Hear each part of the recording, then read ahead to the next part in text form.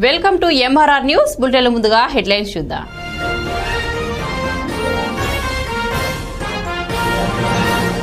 మరి YCP party నాయకులు ఏ విధంగా ప్రవర్తిస్తున్నారో, ఎంత అసభ్యకరంగా ప్రవర్తిస్తున్నారో మనం చూసాం.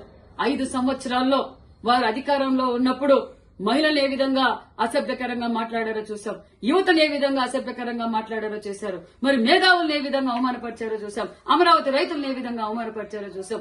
ప్రజలందరూ ఇది చూసే జగన్మోహన్ రెడ్డి గారికి 11 సీట్లకే పరిమితం చేసి బుద్ధి చెప్పారు.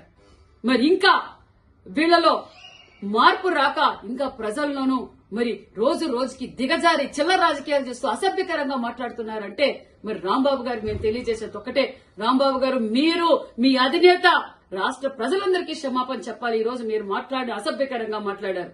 మీరు అధికారంలో ఉన్నప్పుడు, మా ముఖ్యమంత్రి గారు ప్రతిపక్షంలో ఉన్నప్పుడు మేము ఏ విధంగా మాట్లాడామో, ఏ విధంగా రాష్ట్ర ప్రజల కోసం పోరాటం చేశామో ప్రజలందరూ మమ్మల్ని చూశారు. ఈ రోజు మేము అధికారంలోకి వచ్చాం.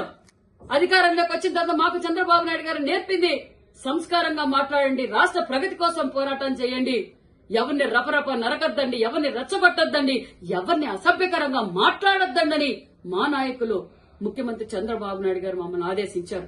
మేము చూస్తూ ఉన్నామనుకుంటున్నారేమో, చట్టం తన పంతం చేస్తుంది. మా యువగల అధినేత నారా లోకేష్ బాబు గారు ఒక్క మాట చెప్తే మీ వైసీపీ నాయకులు ఒక్క గడప దాటి కూడా బయటికి రారన్న విషయం తెలియజేస్తున్నాం.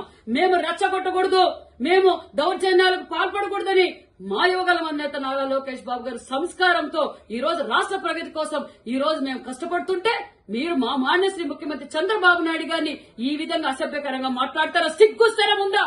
మనిషి అయితే నువ్వు మాట్లాడతావా రాంబాబు? నువ్వు యావత్ ఆంధ్రప్రదేశ్ ప్రజలందరికీ ఈ రోజు బహిరంగంగా మీరు క్షమాపణ చెప్పాలి, లేకపోతే చట్టం తాను పనిచేస్తుంది. ఖబర్దార్ ముఖ్యమంత్రి గారి గురించి మాట్లాడే అర్హత గాని నీకు లేదు. నువ్వు సంస్కారహీనుడు. నువ్వు ఏ విధంగా మంత్రిగా ఉన్నప్పుడు పనిచేశావో యావత్ ప్రజలు చూశారు. నువ్వు మహిళల పైన ఏ విధంగా ప్రవర్తించావో మహిళలందరూ చూశారు. యావత్ ఆంధ్రప్రదేశ్ ప్రజలు నిన్ను చీకొడుతున్నారు. ఈ రోజు మరింత దిగజారిపోయి ఈ రోజు ముఖ్యమంత్రి గారిని మాట్లాడావంటే నువ్వు ద్రోహి, మహిళా ద్రోహి, యువత ద్రోహి. నీ అంత సంస్కారహీనులే లేరన్న విషయం కూడా తెలియజేస్తున్నాం. మరొక్కసారి నీకు తెలియజేస్తున్నాం, ఖబర్దార్. మా యువగల అధినేత అనుకుంటే ఒక్కడు కూడా నువ్వు బయటకు పెట్టలేవు. మేము నీకు సంస్కారవంతులం. మేము మీ అధినేత మీకు అది నేర్పలేదు. ఈ రోజు మా చంద్రబాబు నాయుడు గారు మమ్మల్ని అభివృద్ధి ధ్యేయంగా పనిచేయండి, ప్రజల కోసం పనిచేయండి అని చెప్తున్నారు. మేము రెచ్చపోతే ఒక్క గంట కూడా మీరు తట్టుకోలేరన్న విషయం కూడా మీకు తెలియజేస్తున్నాం.